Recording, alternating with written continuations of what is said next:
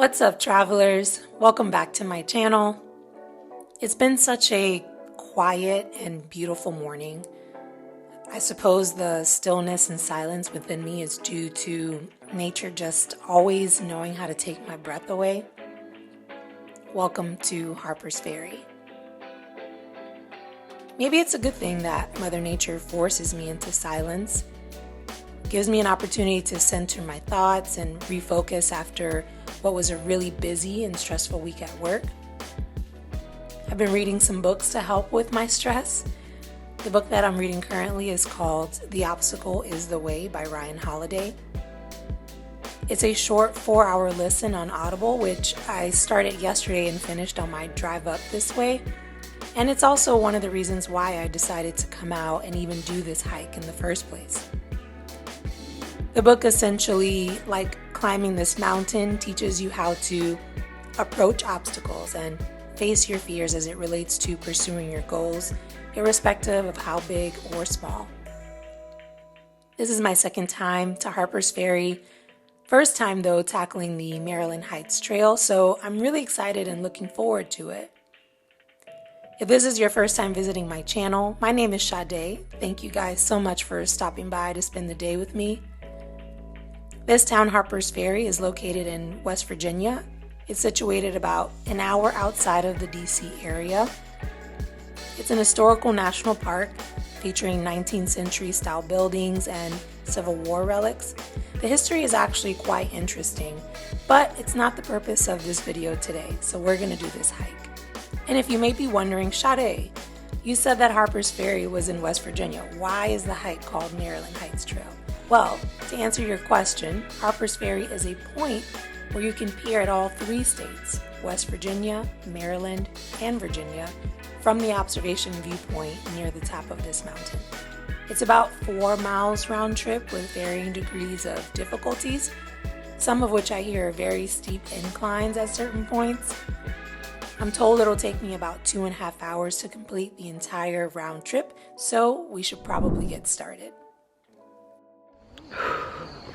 Oh my gosh, this hike is kicking my butt, but the guys back that way told me I'm about 2/3 of the way, so I'm really happy to hear that. Whew.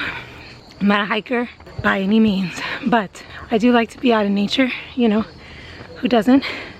Like to get some incredible views and tag it on with some exercise. You know, as much as my mind is really enjoying this, my body I think would disagree, because my calves and my hamstrings are on fire and super sore, but I wanted to come out here today to kind of challenge myself and push myself through some discomfort. It says that changing your perspective means, you know, viewing those obstacles that are in front of your goals and teaching you how to use them and have them tell you where you are to go. I do like that the forest is shaded, so I'm covered and protected from the sun, which helps. But then also nature left us little rest stops, falling tree trunks scattered along the trail, which is nice.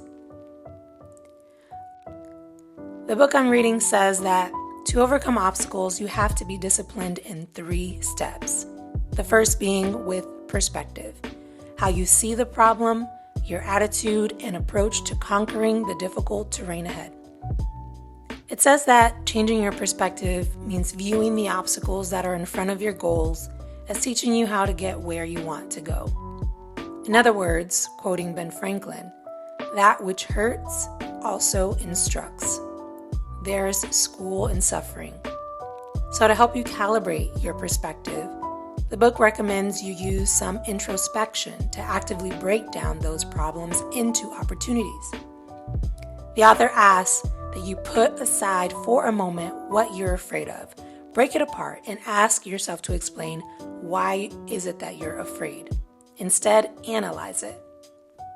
This mountain has been here long before my attempt today to summit its peak and will likely be here long after I'm gone. My fear won't change the obstacles to get to the top.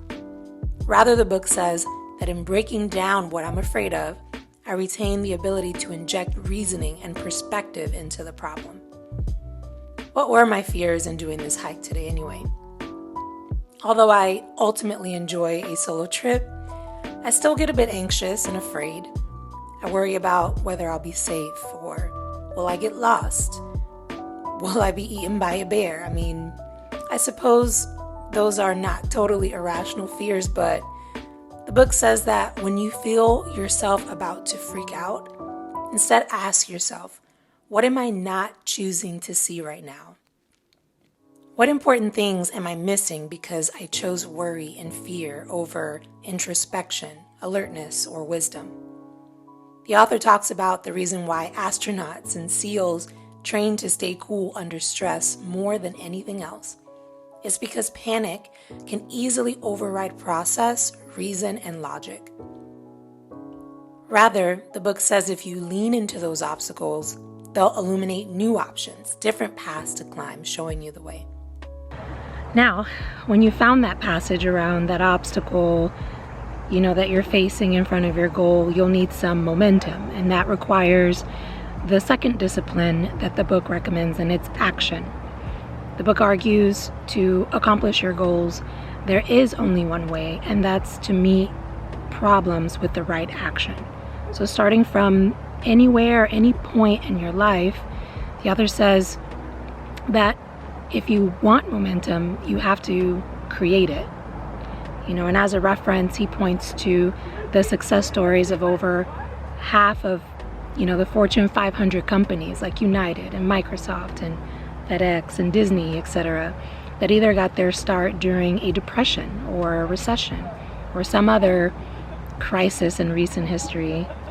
Heaven knows I feel like we have one every other day. And yet they still stand here today, the creme de la creme of business, all because of what the author describes as the third and most critical discipline in the formula to overcome obstacles, and that's will. The book says that will is the discipline of the heart and soul. It is grit and persistence while dealing with shitty situations or surrounded by shitty people and their shitty problems.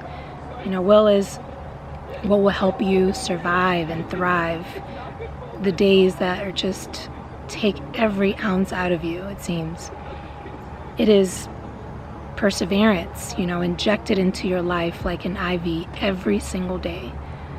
It's daily incremental maintenance of your mind, your body, your spirit, and just as you shower daily to keep clean and drink water, to stay hydrated, you need to surround yourself with things and people who inspire you to keep marching one foot at a time towards your goals.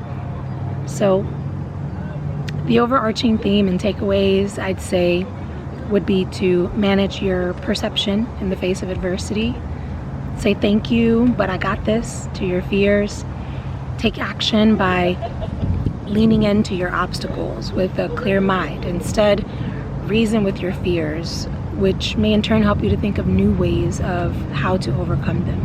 And just maybe, when preparation meets opportunity, it will be your will that has gotten you to the new heights where the views will have made the obstacles all worth it. Thank you all for watching. Much peace and love to you. See you in the next one.